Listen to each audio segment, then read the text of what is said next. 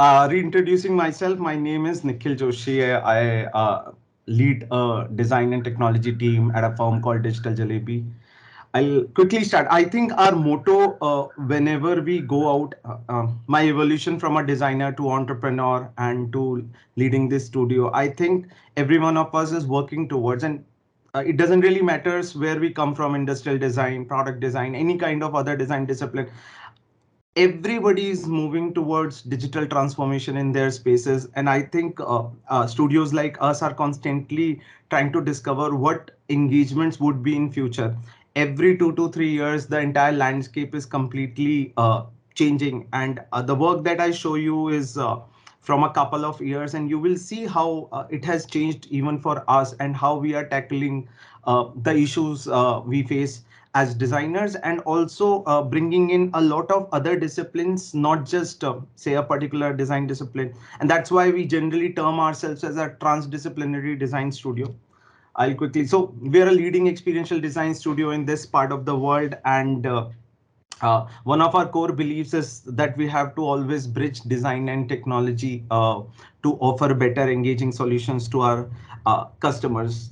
Whenever we talk about our solutions, I think it is a fine balance between how we design an engagement, how engaging the product could be, communication strategy. Are we up to the right goals? Are we able to communicate what our brand or our client wanted? And did it had any piece of storytelling so that you are sort of bound to it, and some sense of personalization so that you feel you are special, so that you know that this was designed, just like a Spotify feed, you know it is designed for you. So how can you put all these ingredients right and create a fine balance between them? One of our core again beliefs is that every story in digital needs to be facilitated by technology. We don't put technology before, we put the storytelling and design part before, and then we back it with, in simpler terms, whenever we go about designing something, we always choose to first understand what we are trying to achieve and then find the media. So it could be a coming from our market segment, it could be a VR, augmented reality, it could be anything.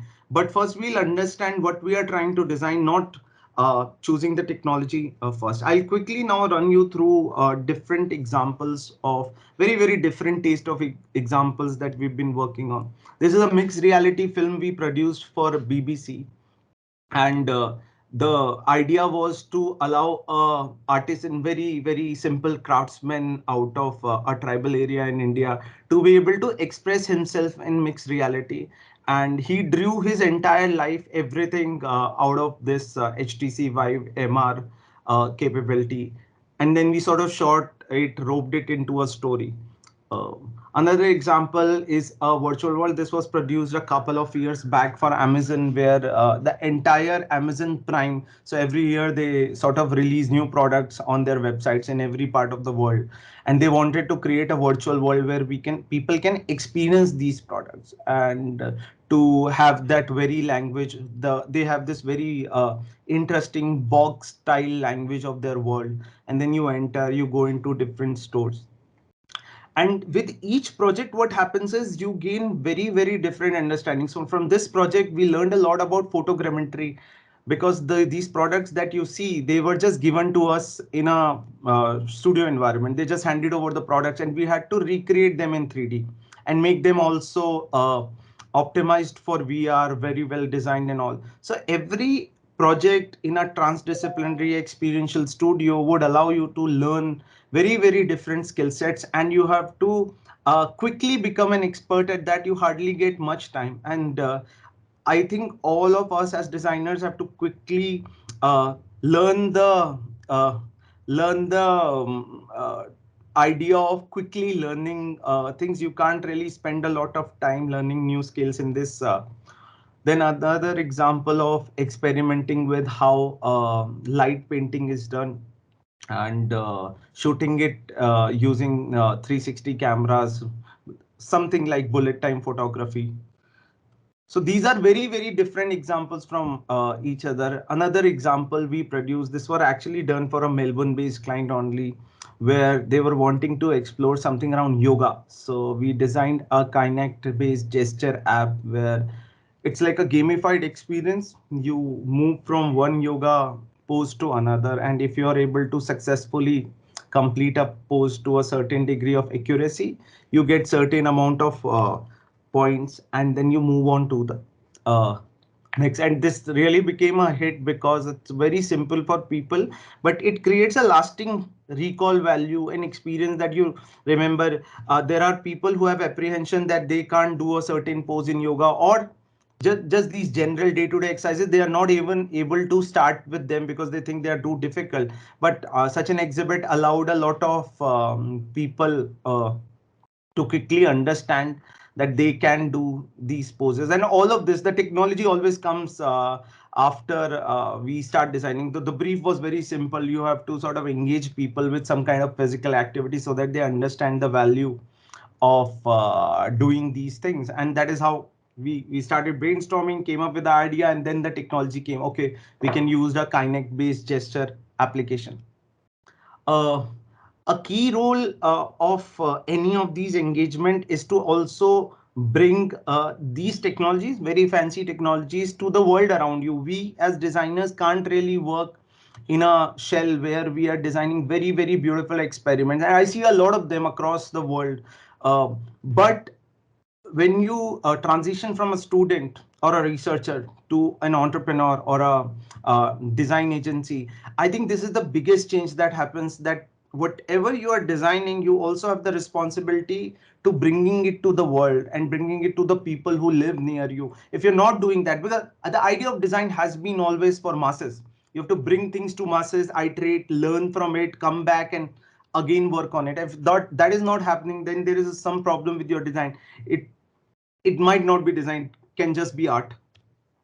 So another interesting example, this was a project we were doing for a packaging company, and they wanted to interestingly show how packaging works. So we designed this exhibit where you put some snacks into the machine, dummy snacks, and the entire machine animation will tell you how the packaging of those snacks, and in the end, the snacks packet, a dispenser was programmed like a gratification, where the person who has performed this interaction was engaging would get a packet of snacks to gratify him. Another example of how virtual reality is heavily getting used in pharma medical industry for training and demonstration purpose. This is a huge industry, and designers have to skill themselves up with understanding of how learning happens, how people understand when they get into a VR environment or any virtual environment. What are the basic challenges? How do they get confused? What should be the next steps for him to approach a person? How do you guide him? What will be the instruction? A part of a lot of designers will learn some amount of instructional design. How do you give instructions to someone? Because it looks very easy to design something in 3D, but when you actually curate it together like a story for someone to learn, you will realize how difficult it is. And that is how designers then change their position. They become instructional designer, they become the 3D designer, they become graphic designers, and constantly moving from one shoe to another, they are able. So all these experiences require a lot of transdisciplinary work and transdisciplinary teams. But if you evolve to become a senior person in one such studio, you have to have a knack of picking up all such traits. You can't really be good at just say developing VR applications and not learning instructional design or how UI UX in VR virtual reality happens. Another interesting example was we were inspired. One of the briefs came that you have to do something like a Beat Saber, but it needs to give people haptic feedback. They should be more engaged in the installation. This was done in Dubai, and the game sort of is it's meant to judge reaction time of a person, how he quickly reacts to something.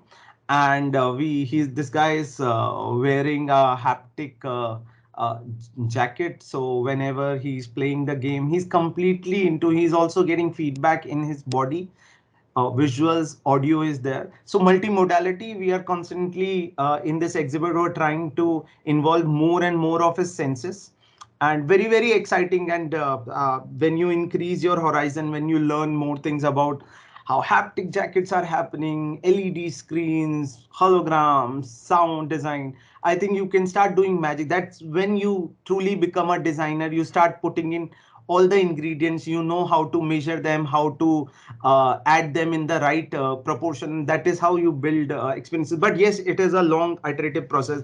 It takes years for someone to learn. But for any student, I think orientation is very important. Don't stick to a particular discipline. I think widen your horizon, because any future designer will encompass one discipline. He has to be good at several of those to be able to design good, powerful experiences.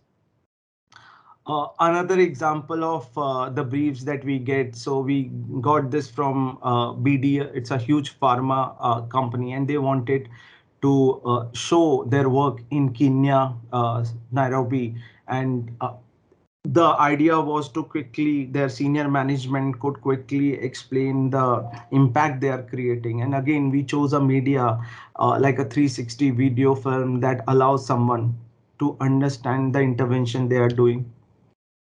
Now, so these were quick pieces, and just to give you flavors of the work we've been doing over the years. Now I will come down to the kind of challenges we face, and these are kind of case studies. Google Cloud came to us, and they were finding it very, very difficult to communicate cloud offerings generally is the backbone of the entire web infrastructure, whether it is Amazon cloud or Google. But it is very difficult for small businesses to understand. There are hundreds of cloud offerings. These companies offer so many solutions that allow you to put up your websites, put up these registration wallets, payment gateways, literally everything. And we came up with an idea of an entire experience center where we designed a city, and the city had islands, and the islands presented people with problems. So there is an island where there is a school, and the school is doing a lot of computation because of the fee and everything, the data that is getting stored of students. It could be very well applied to a university. And then we showed, so we created a context for people, for a very general person to understand, okay, there is a university, it has this requirement, this computational requirement, and it is not able to achieve, or it is facing certain problem. And that is how Google Cloud comes into the scene and solves that problem. So we contextualized, gave more meaning, make you understand how the problem, where the problem was, rather than just throwing, say Google has a massive Firebase of a particular solution that they have, but you won't understand that. I think increasingly designers have to simplify the meaning, the problem first. They have to make sure the person, the user understands the problem. Once he understands the problem, he can quickly, then he's ready to listen to you. If you're just throwing the solution at him, it doesn't work. And this very way, so now this is like an international tool that Google Cloud uses to quickly converse with small business owners, to make them understand. And they, so the experience is meant to be single player. You can quickly go through the entire city, and you understand each and every offering, and that this has made their life easier. And a lot of this work has come into the being post pandemic, where people, especially huge companies, have realized that they have to fortify their presence on the web. They have to build more immersive. And when we say immersive is not just about 3D. Immersive is also about how you're talking on the interface. The interface, the language that is used, is it able to build a conversation? Are you immersed in the conversation? So increasingly brands are trying to build web presence and immersion, so that there are more conversations that are happening. Another very powerful example, which I also later take up in the metaverse space, is one of the clients told us that so much of video calling fatigue is there. Right now, we are talking on a video call. They wanted their, and since nobody can travel, they wanted their audience, and especially their clients whom they give workshops as consulting, to be present in a space. They wanted people to remember spaces. They wanted people to realize they came to a particular space to learn something. They didn't want it to be a Zoom or a Teams call. And that is when we designed a very powerful web-based kind of a metaverse platform. I will talk about this later. I have a section on metaverse.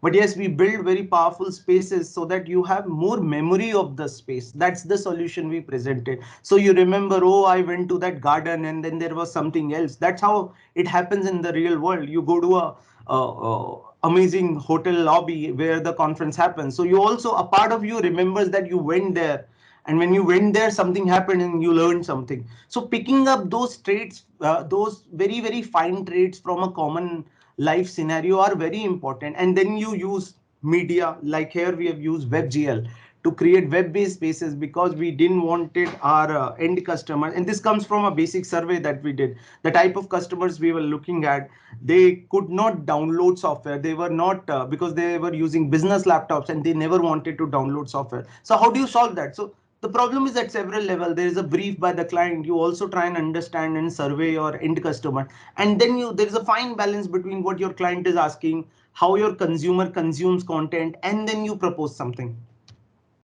Moving on, how can another client came to us in the same period of time, and they asked us how virtual stores can be built. And this was a client which sells marbles. So we built a fancy web-based store for a particular, this is a Singaporean client who wanted to showcase the material, the marble material that they sell for any kind of interior work. And again, the brief here specifically wanted a lot of people to be able to experience this on mobile. So choosing a particular technology or the treatment we use, we need to first understand. We ask all sorts of random questions to our clients to understand. There are times when our clients don't give us the right information. It's on to us to ask them hundreds of questions here and there to be able to find those 5 to 10 pointers that will really define the success of the solution for them. Yeah, another interesting project where a client came to us and said, look, I sell upholstery material and wallpapers, and I find it very, very difficult because in a physical store, how many sofas can I put? How many pieces of furniture or wallpaper?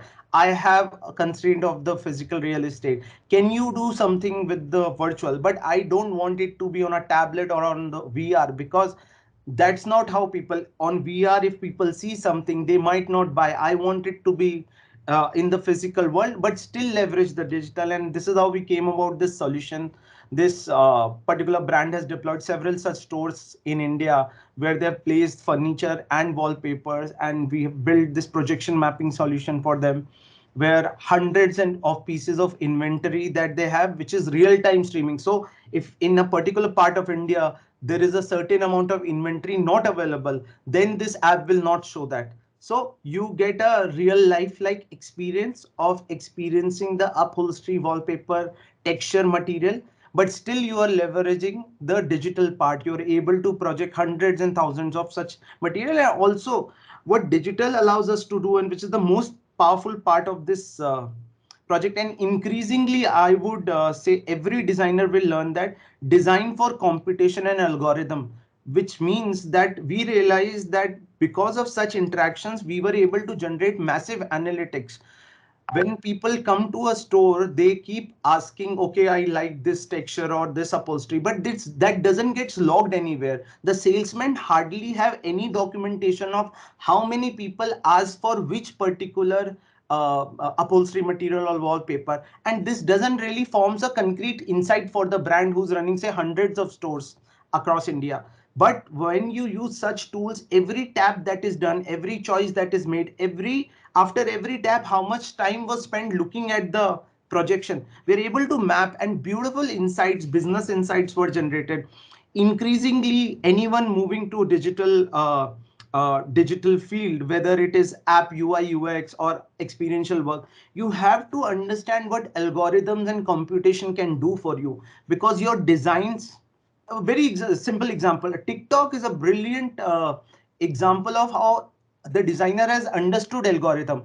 Every time he gives you like a 10 second or a small short video and you sort of stop there, the time you stop there to look at that video defines what the next video will be. So the designer is not independent of the programming or the algorithm. The designer understands that, okay, this is how algorithms can work, this is how I can get analytics, and that's how he came back and designed the interaction. Okay, the video will come down, it will run for 10 seconds, then you can swipe up. So yes, understanding algorithms has increasingly become an important aspect of our work, because we are able to give quantitative insights to our customer.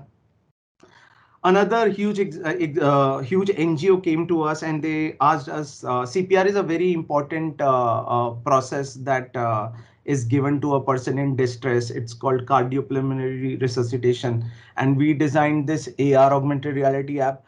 A lot of people never get a chance to learn CPR practically in a situation where they can apply and understand how it is given. But our client, and this was done for Bill and Melinda Gates Foundation, they wanted people to quickly firsthand learn some bit of, say, 60% of what CPR actually is, how it works, what are the technicalities, because we can't leave people if we are not able to physically train them in schools, universities, offices. Then can we give them some idea of what CPR is? And that's how we sort of chose AR, because AR gives you the correct sense of scale and dimensions of a particular person, and this became a really successful app. uh, Last is another project where we were asked how you can design huge infrastructures are built across the world. It could be a sewage plant, it could be a water treatment plant, it could be a hospital. The problem with all these is, as as as soon as the construction is over, a lot of maintenance and operation work is there, and people generally find in industrial construction and industrial infrastructure, it's a task for the team who is constructing to hand over everything to the operation. These are completely different teams. And we got a similar project where a sewage treatment plant wanted, after construction, they wanted to move the entire knowledge base to the operations and maintenance team. So we built this 360 interactive module that allowed operations and maintenance person to understand nitty gritties of, he doesn't have to open a, in general before this what used to happen, they had a book documentation which they will open and sort of tally everything. Okay, they have done that, they've done that, and then they will go execute it, somebody will supervise. But the supervisor never will understand how much of this the person actually knows. If there are 10 people training on something, he won't specifically know whether Nikhil or Chetan is 60% okay, 60% there, or 80% there. But when you introduce such powerful tools in VR, every person is individually going through the task. There are things that he has to complete, there are questions that he needs to answer. So the supervisor will get a hands-on understanding. Okay, Nikhil and Chetan are 90% there because the analytics show that. So yes, this again became a very celebrated project. Quickly going through the nature of work, we do a lot of augmented reality work, and I won't go into the details. But yes, a lot of work that we do in physical spaces on web. Then a large part of our work is around building games and industrial training apps for virtual reality, where we train people, like the central thing, which was again done for an Australian client who wanted to celebrate F1 pit spot challenge. So you sort of pick up the drill quickly, undrill the tires, change them, and raise your hand.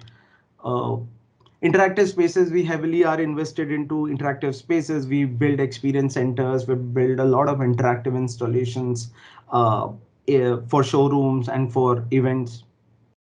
A large part of our work in last 2 years have been invested into building virtual events, and this is a very interesting space because uh, our understanding of architecture, spatial design, all of this completely transformed in last 2 3 years, and now we are applying that knowledge to virtual spaces. The interior architecture work which we used to do for our digital spaces in physical world now has completely moved to digital. We are building spaces in the virtual worlds and beautiful spaces that can allow people to host a huge event and stuff.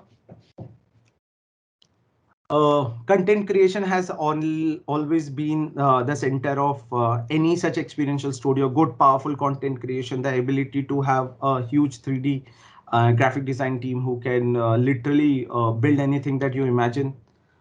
Yes, a lot of metaverse solutions that we have worked. I will just touch this up in the coming slides.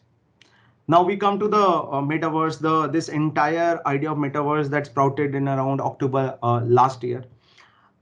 The clear concept of metaverse is a sense of a virtual parallel universe where you can get in and express yourself freely, work, meet people, talk to each other, even do buying. I think The idea is simple. You replicate everything that happens in the physical world in a virtual world, giving the freedom of virtual world. So you can only walk, say, 3 kilometers in a day in a physical world, but in a virtual world, you can hop through hundreds of spaces.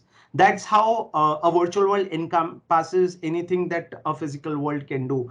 And even before this entire hype of metaverse started, we built a very interesting solution for the workshop experience that we built, which the idea was for these clients who are coming for a workshop would come, create an avatar of themselves, walk into a space which is specifically designed for the workshop, and they will, basis the itinerary they have, the schedule they have, get into different workshop rooms. I'll quickly show you a video. These are couple of aspects that are very important. It needs to be, any metaverse space needs to be spatial in nature. There should be spaces to explore. The interaction should be more natural. Natural means, can people come together? Can they wink at each other? Can they raise their hand and say something? And immersion, a sense of immersion, as in you feel you're moving through spaces. There's a sense of 3D. You feel like you're in a space rather than on a 2D screen. I'll quickly play this video. This sort of summarizes the entire product that we built.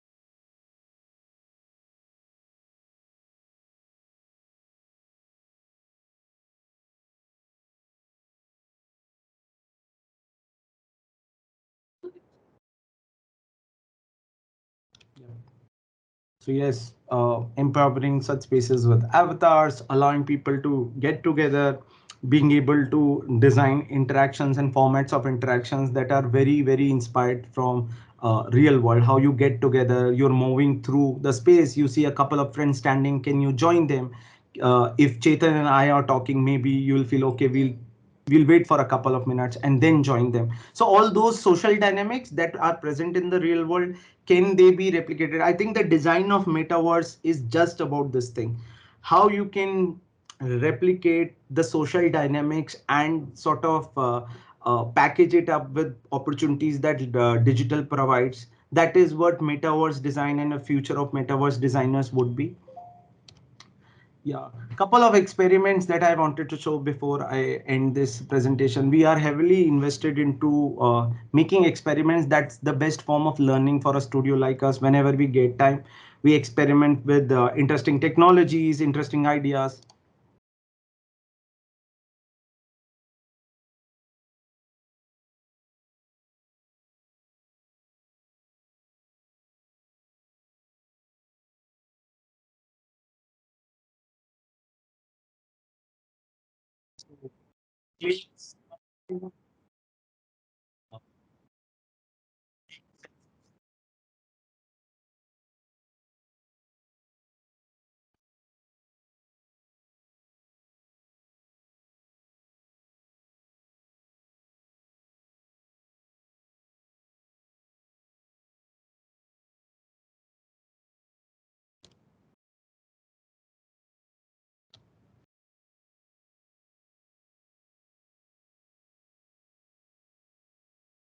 And this.